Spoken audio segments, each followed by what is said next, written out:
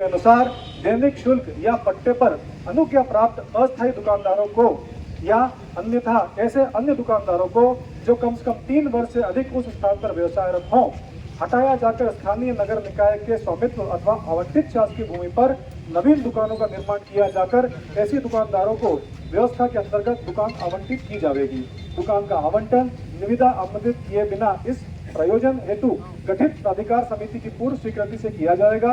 पूर्व में भी वर्तमान बस स्टैंड पर निर्मित 16 दुकानों के लिए भी इसी प्रकार का प्रस्ताव किया जा चुका है। अतः नगर पालिका झाबुआ की हठधर्मिता व दिए गए निर्देश अनुसार निर्णय न लेने के कारण वह गलत प्रस्ताव प्रस्तुत कर दुकानों के पूर्व आवंटन में जानबूझकर अड़चन उत्पन्न की गई। अतः समस्त व्यापारी संघ मजबूरन अपना विरोध प्रजातांत्रिक ढंग से करने हेतु दिनांक 13/7/2026 को झाबुआ बंद कर अपना विरोध निम्न मांगों के साथ संबंध में व्यक्त करते हैं। हमारी मांग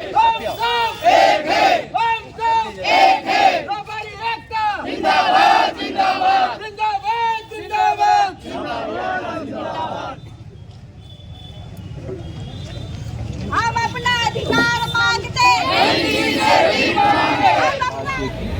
क्या मुख्य मांगे रखते हैं आप? ये कि 13 दुकानदारों को वापस दुकान दी जाए, पीपी मोड नहीं चाहिए। अगर नगर पालिका पर पूंजी नहीं है तो हम व्यापारी पूंजी इन्वेस्ट करने को तैयार है। हमको उसी स्थान पर दुकानें दी जाए सब व्यापारी।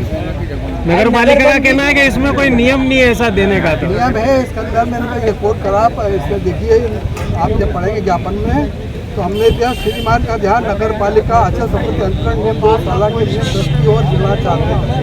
उक्त नियम के अनुसार दैनिक शुल्क या पट्टे पर अनुज्ञा प्राप्त अस्थायी दुकानदारों या अन्यथा ऐसे दुकानदार जो कम से कम 3 वर्ष से स्थापित व्यवसायरत हो, हटाया जाकर स्थानीय नगर निकाय के स्वामित्व अथवा आवंटित शासकीय भूमि पर नई दुकान निर्माण किया जाकर ऐसे दुकानदारों को व्यवस्था के अंतर्गत दुकान आवंटित की जाएगी। ये नियम है।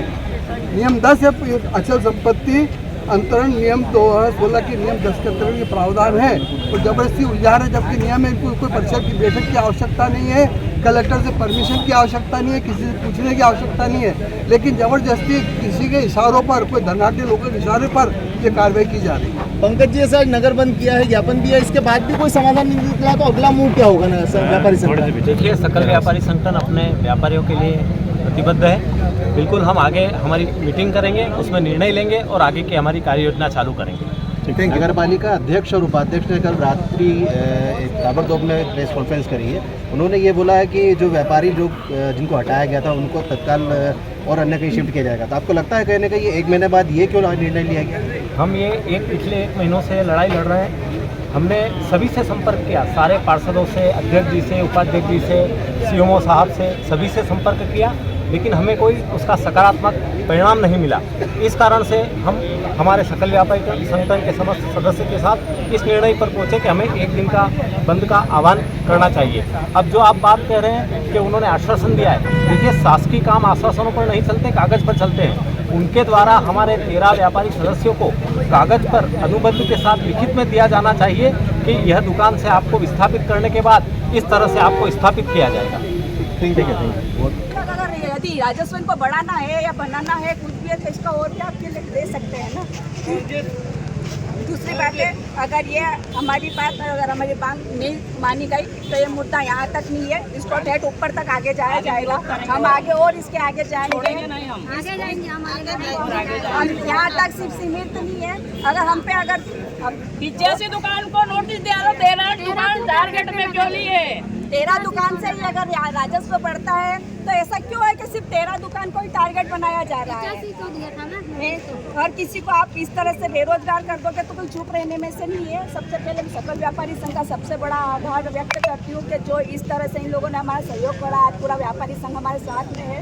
बहुत बहुत धन्यवाद देना चाहती हूँ मैं उन समस्त पार्षद को भी बहुत बहुत धन्यवाद देना चाहती हूँ कि जो आज हमारे साथ इस तरह से खड़े हुए हैं।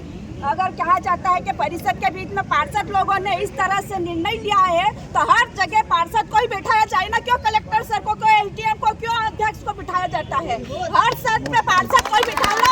हर निर्णय अगर पार्षद लेगा तो सब लोग पार्षद को बिठाना,